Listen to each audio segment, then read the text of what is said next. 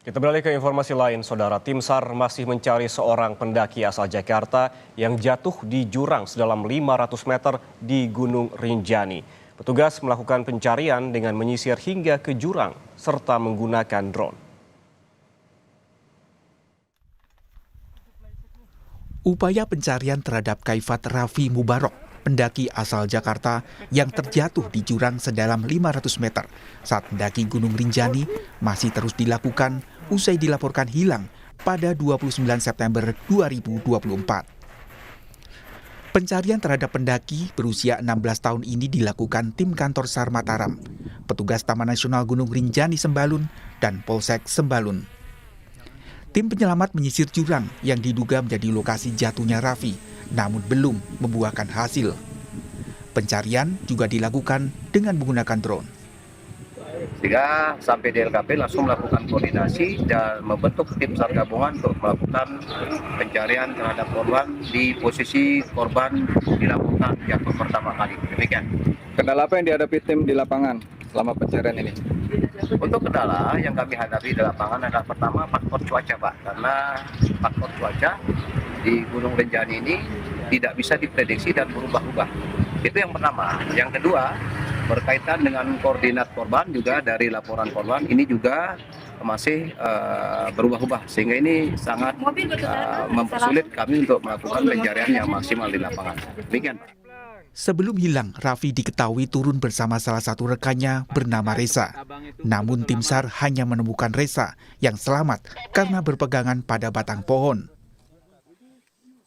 Mana korban atas berinisial KRM terlebih dahulu jatuh. Selanjutnya korban yang selamat atas nama MAZ juga terjatuh. Namun korban yang selamat berinisial MAZ ini sempat memanggil-manggil nama korban namun tidak ada jawaban. Saat itulah sehingga KRM langsung naik menuju ke tempat jalan yang tempat dia jatuh dan meminta bantuan kepada petugas TNKRI yang ada di sana. Pada 3 Oktober 2024 di jalur yang sama, seorang pendaki asal Rusia bernama Vladimir juga mengalami kecelakaan. Vladimir jatuh di sekitar pos 2 jalur pendakian Sembalun di daerah Kalimati. Vladimir yang mendaki secara ilegal diduga terjatuh saat berusaha menghindari petugas jaga di sekitar pos 2. Pendaki asal Rusia ini akhirnya ditemukan sehari kemudian dan langsung dibawa ke RSUD Selong untuk dirawat. Dia mendaki di jalur yang tidak resmi. Akhirnya sampai di pos 2, dia diantar sama ojek. Dan waktu saat mendaki terjatuh di sekitar pos 2. Nah, akhirnya dia WA yang ngantar dia tuh langsung yang ojeknya tuh sampaikan ke tim TNGR, ngajak polisi dan puskesmas untuk mengevakuasi dia. Terkait 2 insiden dalam waktu berdekatan ini, kantor SAR Mataram mengimbau agar calon pendaki wajib lapor ke petugas serta melakukan persiapan matang sebelum mendaki ke Gunung Rinjani. Tim Liputan Kompas TV. Lalu seperti apa perkembangan upaya pencarian terhadap pendaki yang hilang di Gunung Rinjani? Kita akan berbincang dengan Kasih Operasi dan Siaga Kantor SAR Mataram, Saidar Rahmanjaya. Selamat siang, Pak Saidar. Selamat siang, Pak Haris. Ya, siang. Pak Saidar, ini telah seminggu tim SAR mencari keberadaan dari Raffi, merupakan pendaki yang jatuh begitu di Gunung Rinjani. Sesungguhnya seperti apa saat ini? Apa saja upaya yang telah dilakukan tim SAR dan perkembangannya seperti apa terkait dengan pencarian? Baik, terima kasih, Pak Haris. Jadi untuk hari ini, ya tanggal 7 Oktober, kami sudah kembali menurunkan tim SAR gabungan, yaitu pada pukul 06.00 WITA. Ya, adapun Informasi untuk pertama rencana di Kompas. operasi hari ini kami tetap membagi menjadi 2 tim ya. Satu tim melaksanakan pencarian secara manual, yaitu dengan radius 1, km persegi dengan luas kurang lebih 3 km persegi.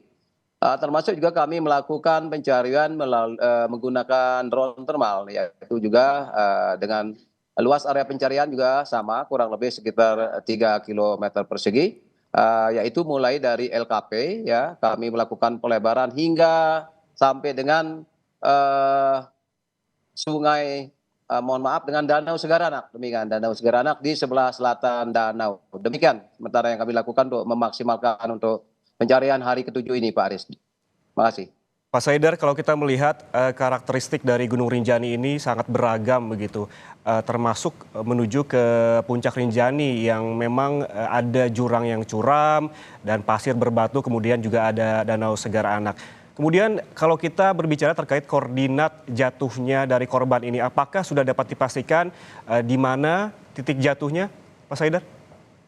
Terima kasih. Jadi kami mendapatkan koordinat ini dari temannya korban, yaitu yang selamat, ya.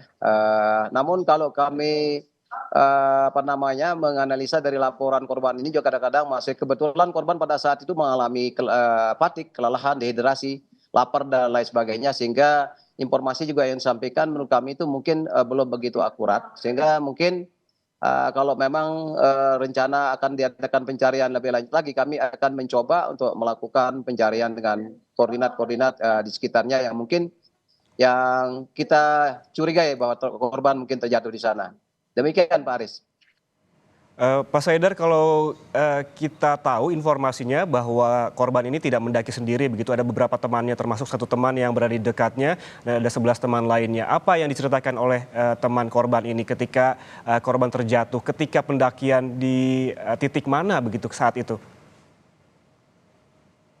Untuk sekilas untuk kronologis yang kami dapatkan dari pihak orang tua bahwa pada saat melakukan perjalanan untuk kembali ke Sembalun, ya rombongan ini begitu mengalami kecapekan lalu berbincang-bincang, dan pada saat melakukan percakapan ini ada sebagian teman ini bilang, silahkan Anda berangkat duluan, nanti saya belakangan, kira-kira seperti itu.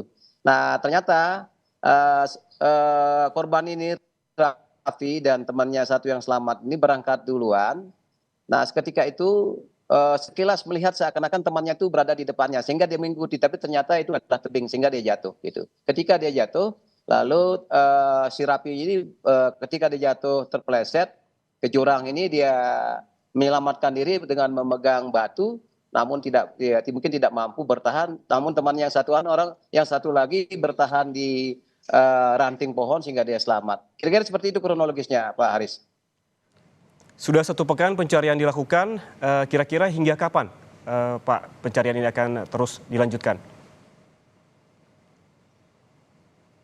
Kalau sesuai mengacu dari SOP kami, hari ini ada terakhir, Pak Haris. Hari ini kami sudah, makanya hari ini kami betul-betul menurunkan secara maksimal tim SAR gabungan, ya, yang terdiri dari berbagai macam instansi, yaitu dari TNGR, ya, SAR unit Lombok Timur, terus ada dari Polsek Sembalun, ada juga dari Koramil Sembalun, dan ada dari porter dan guide serta dari masyarakat setempat. Dengan koordinat tadi apa yang sudah saya sampaikan dengan rencana operasi tetap yang saya bagi menjadi 2 itu kami akan maksimalkan.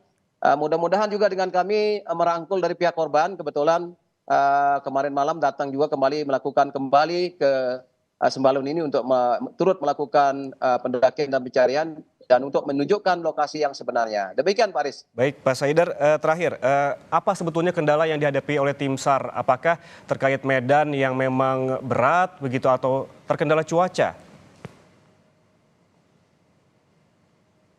Betul sekali, Pak Aris. Kendala yang paling utama adalah ini adalah masalah cuaca dan mempengaruhi pada rencana operasi. Termasuk terbangkan drone melalui udara ini paling banter itu dari jam 6 mungkin sampai jam 8 atau setengah 9 itu sudah tidak bisa diterbangkan lagi karena faktor cuaca. Masuk dengan kami melakukan Pak Saidar? tebing yang Baik. Baik, gimana, Pak? Baik, terima kasih Pak Saidar atas waktunya bersama kami di Kompas Siang. Kasih Operasi dan Siaga Kantor SAR Mataram Saidar Rahman Jaya, sehat selalu.